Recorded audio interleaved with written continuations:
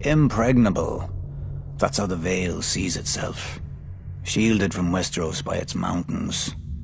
They call the entrance to their land the Bloody Gate because, during the Age of Heroes, a dozen armies supposedly smashed themselves against it.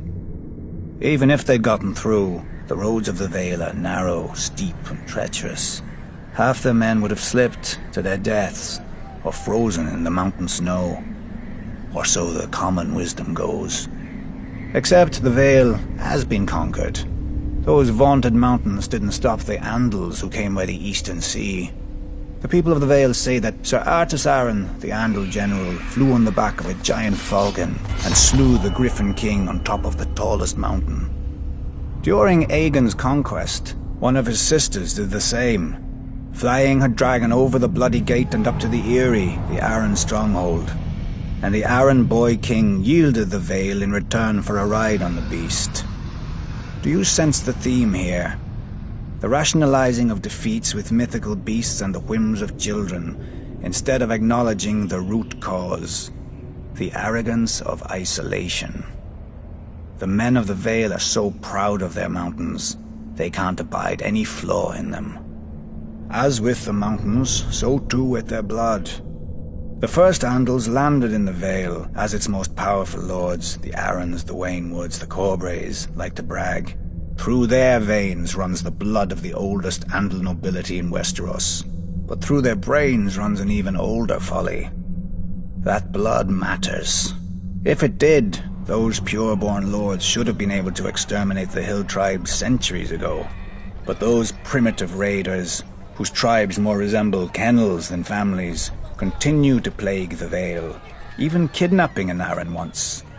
Until Tyrion Lannister, an outsider, no Vale lord ever thought to turn the tribes to the Vale's advantage.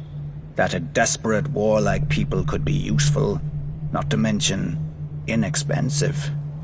But perhaps the Vale lords consider such thoughts beneath them. After all, the Vale's isolation does breed an abundance of honor and pious bleating, which governs their decisions instead of foresight. Like a blind man who can only guess where his horse is taking him. I doubt Jon Arryn had even prepared for civil war when he raised his banners instead of handing over his young wards, Ned Stark and Robert Baratheon, to the Mad King. Honor demanded, and Lord Arryn obeyed. He'd have done the same if the boys hadn't been the lords of two great houses, who could field mighty armies of their own. But perhaps I give him too little credit.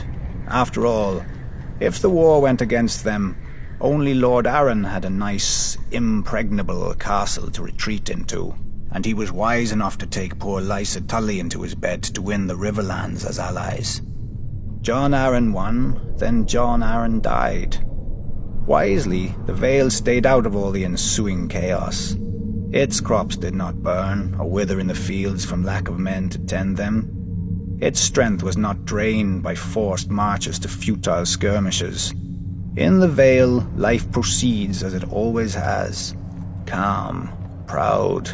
A world of high honor undisturbed by armies and men of low birth, but high ambition. Impregnable.